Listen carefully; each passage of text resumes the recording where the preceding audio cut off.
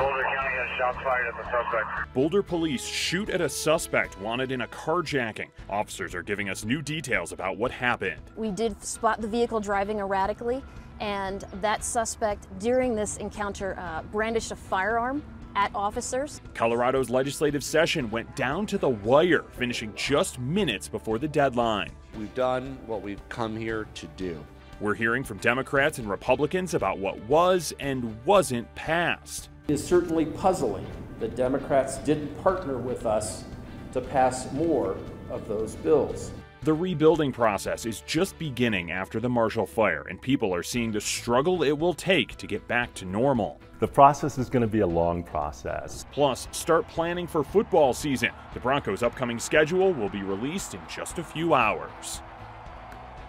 Happening now at 11, we're learning new details about a carjacking in Broomfield that ended with police firing at the suspect. This video shows the scene in Boulder near Table Mesa and US 36. Denver 7's Veronica Acosta has been there all morning. And Veronica, we just got an update from police. What do we know now? So first off, this entire area near Table Mesa Drive and US 36, it is going to be closed for several hours. So if at any part during the rest of this morning and the afternoon this is a part of your commute, you might be better off just staying off here, off Table Mesa. Exactly. Police say this is why. It's a really big crime scene. We have evidence markers still out here that police are investigating, and they're going to be taking some hours to do that. So just something to keep in mind as the morning goes on. Take a look at this video. You see those shell casings we're referencing as well. They're on the ground there. This exactly is near Table Mesa Drive in Moorhead. Boulder PD say this all started over in Broomfield as a road rage incident and an armed carjacking. The suspect drove off in a white truck. Officers put a be on the lookout for that suspect. And then an hour later, Boulder police were informed of an erratic driver that was over on Pearl Street that was damaging property. When police encountered that driver, the driver showed a gun and police started shooting at that suspect. That interaction then came here near Table Mesa and Moorhead. The suspect continued driving through the city, and at some point stop sticks were deployed and the vehicle's tires were deflated. The vehicle kept driving, and the vehicle attempted to drive onto the sidewalk, an area where there were pedestrians. And so officers deployed vehicle maneuvers to disable the vehicle and safely take the suspect into custody. And the good news this morning is that no officers were injured. That suspect was not shot, but was taken to the hospital for some minor injuries. They are in custody as well. As for the roadways behind me, you see that caution tape. It's now on the ground, but again, still closed off area. Something to keep in mind as the day goes on. We're live in Boulder this morning. I'm Veronica Acosta, Denver 7. A very busy morning, Veronica. Thank you. Now happening today at the state capitol, an exhale. Things are quiet after a busy final day of the legislature ended just before midnight. Denver 7's Jessica Crawford is live outside the Capitol. And Jessica, we're hearing from both sides this morning after that race to the finish. That's right. And first of all, Democratic leadership addressing this session. They were calling it historic today, and they were saying that so much was addressed, from the environment to abortion access. Let's take a look back at this session. Speakers called this a busy 120 days with multiple pieces of landmark legislation being passed. Some of that includes mandates for new buildings and homes to be more energy efficient in the future. There was also a bill to protect access to abortions in the state of Colorado in anticipation of Roe v. Wade being rolled back. One of the biggest successes, the governor said, was the bipartisan way that lawmakers decided to use the American Rescue Plan funds. He says that the main things that were top of mind for both parties include addressing affordable housing, behavioral health, and homelessness, to name a few. Investing in our schools, making our communities safer, saving people money on health care. These are issues that affect every Coloradan. And over the last 4 months, we've worked hard with our Democratic and Republican colleagues to deliver on these bold goals. And today I am so proud to stand here with our legislative leaders and members of the General Assembly to really say we've done what we've come here to do. We've also heard from Republicans about the legislative session, the GOP introducing 44 bills, but only 5 of them passed.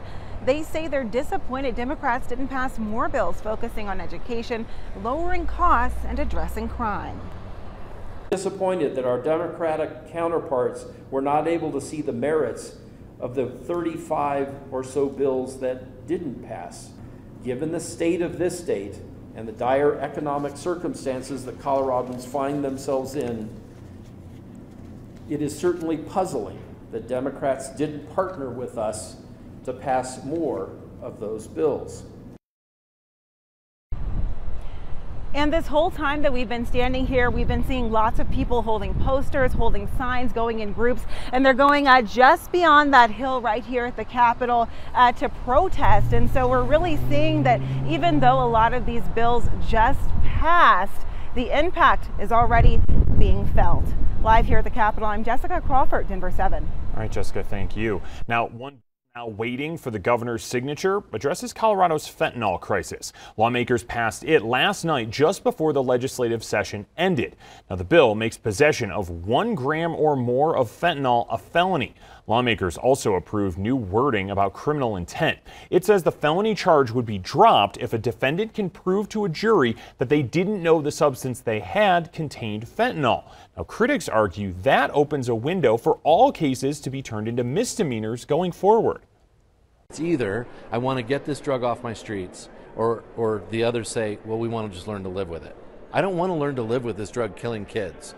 I don't want parents to have to worry about whether or not their kid's going to come home from a Saturday night party. What we're saying is that if you do come in contact with that fentanyl unknowingly, that you're not a felon. And that's so very important. We heard story after story after story of people who died from accidental or unknowing fentanyl poisonings. They should not be wrapped up in this. Now, new language in the bill also ensures treatment is available for people going to jail. You can find our other stories on bills that were passed and the ones that didn't up on the denverchannel.com and on the Denver 7 Plus app. We will also have more coverage on the session, a full wrap-up coming up later today on Denver 7 News at 5. Happening now, students from 6 high schools are walking out in response to the possibility of the Supreme Court overturning Roe v. Wade. Video from Air Tracker 7 shows students from Jefferson High School in Edgewater. They walked from their school to Sloan's Lake. Students say they wanted to organize the walkout because they felt their rights were being threatened and they wanted to bring attention to those whose voices aren't heard. Now, the Supreme Court is also meeting today for the first time since that draft opinion was leaked. Boulder County is considering making changes to what materials can be used when building homes. The county will be discussing expanding rules to include the whole county in a meeting in about a half an hour. Now that means that people would have to use things like fire-resistant construction materials on the roof, attic venting, non-combustible gutters, and different materials for fences. We're also focused on trying to create a zone of 3-foot non-combustible zone around the house. One of the things that was true in the Marshall Fire was that many cases we had things like combustible fencing working like a fuse, burning back to the house.